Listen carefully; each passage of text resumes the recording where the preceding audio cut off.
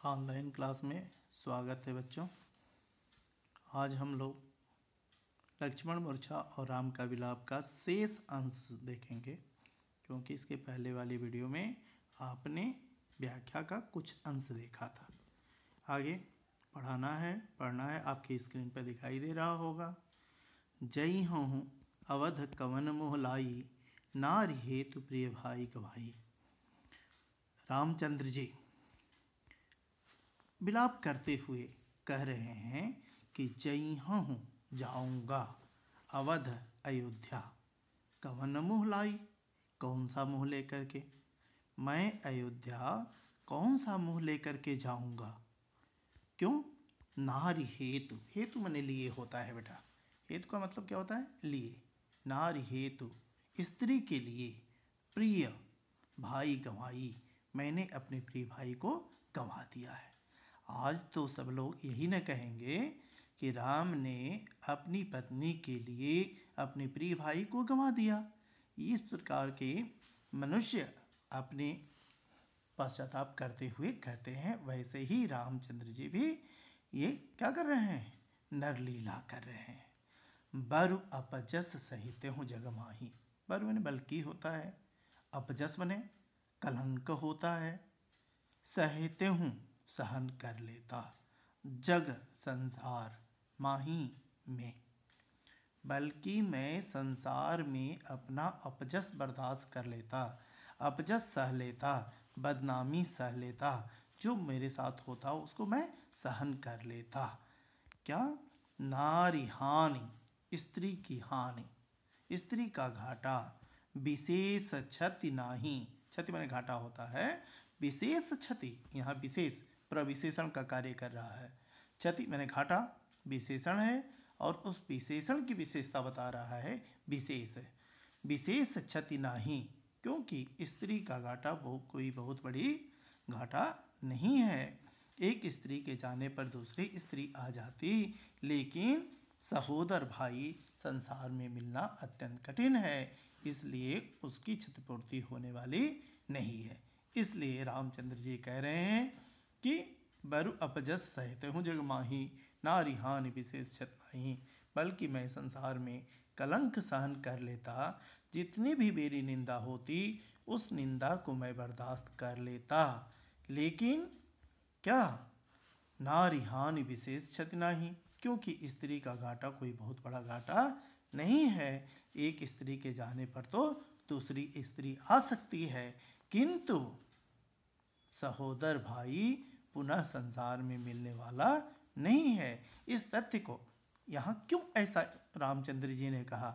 इसलिए कि भाई का जो प्रेम है, अर्थात पत्नी के ऊपर भाई की महत्ता दर्शाई गई है कि पत्नी तो आना संभव है, लेकिन भाई को चाह करके भी नहीं लाया जा सकता है।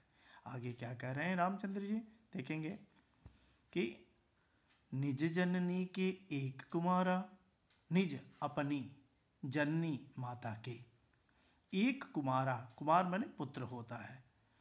हे लक्ष्मण, तुम अपनी माता के अत्यंत प्यारे पुत्र हो। यहाँ इकलौते पुत्र नहीं कह सकते, क्योंकि उनके दो बेटे थे। कौन?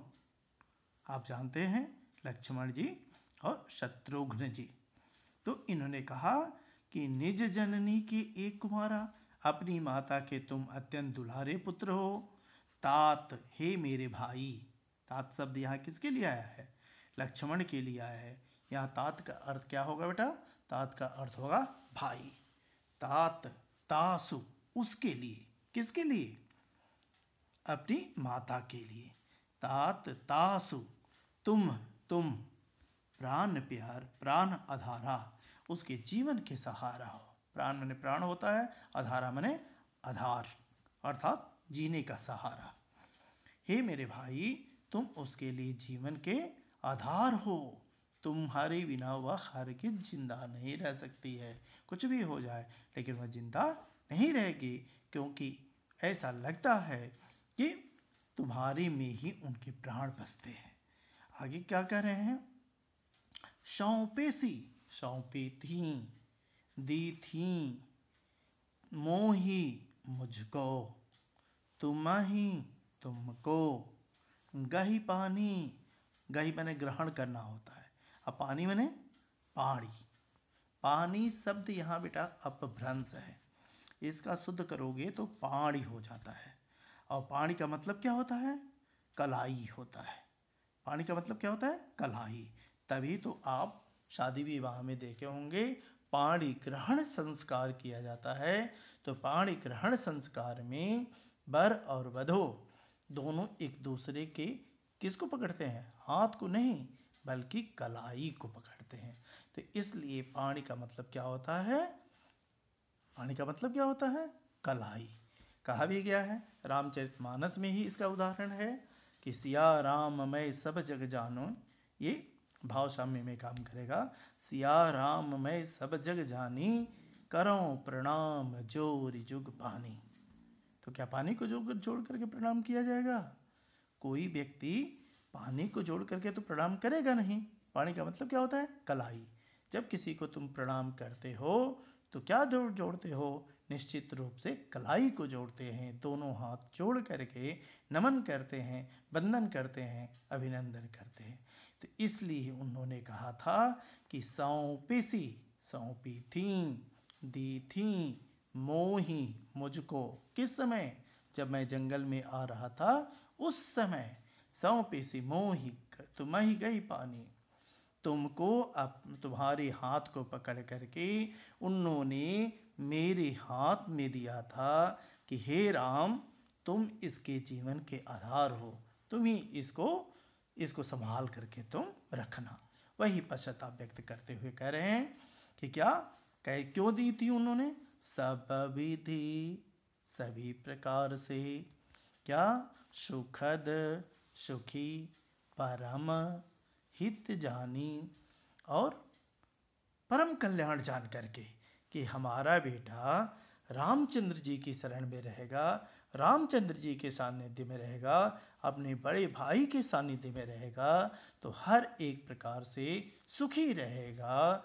और क्या उसका हमेशा कल्याण ही कल्याण होगा, उसका कभी अहित होने वाला नहीं है।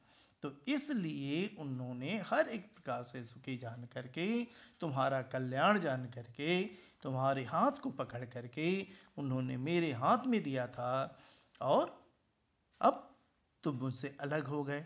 यदि मैं जाऊंगा तो अयोध्या में जा करके कौन सा मुंह दिखलाऊंगा, उनको कौन सा उत्तर दूंगा, क्या कहेंगी वहाँ के लोग? इस प्रकार से रामचंद्र जी अपने दुख को व्यक्त कर रहे हैं, रो रहे हैं।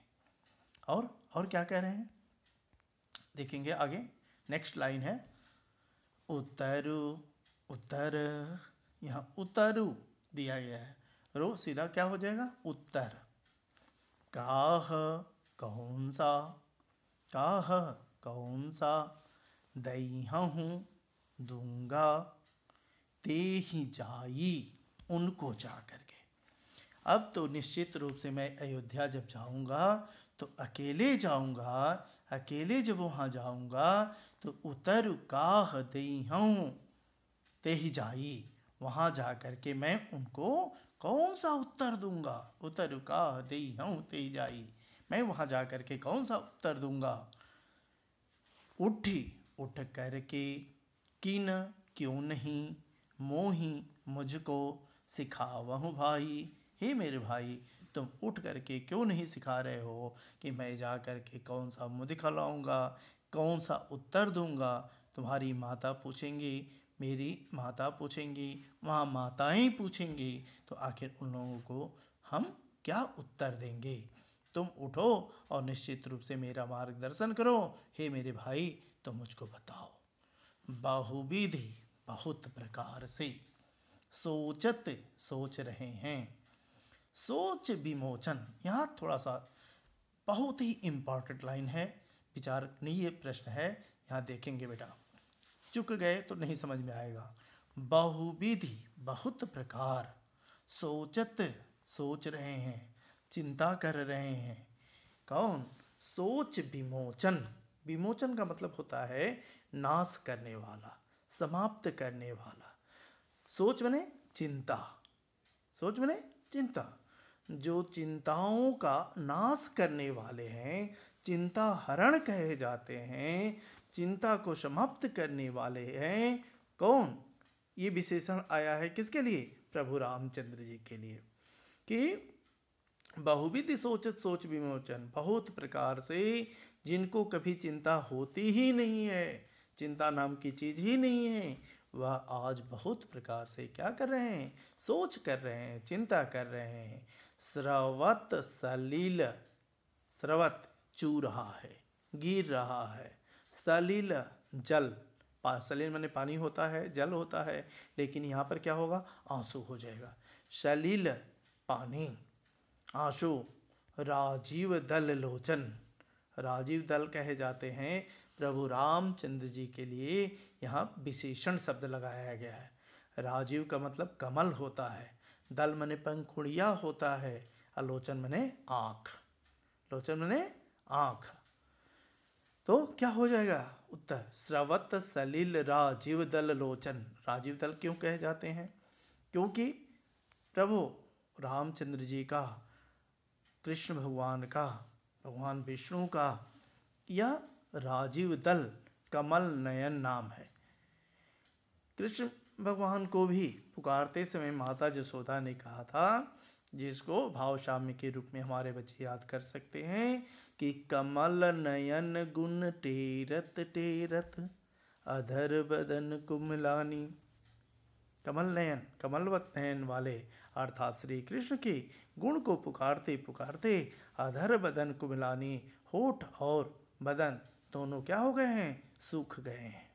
तो इसलिए यहाँ पर क्या कहा गया है कि स्रवत सलिल राजीव दल लोचन, श्री रामचंद्र जी की कमलवत आंखों से पानी गिर रहा है, आंसू गिर रहा है, अर्थात प्रभु श्री रामचंद्र जी रो रहे हैं।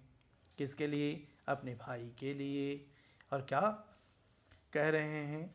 उमा एक अखंड रघुराई। प्रभु शिव जी, भोले जी अपनी भार्या माता पार्वती से कह रहे हैं कि उमा, हे उमा सुनो, हे पार्वती सुनो।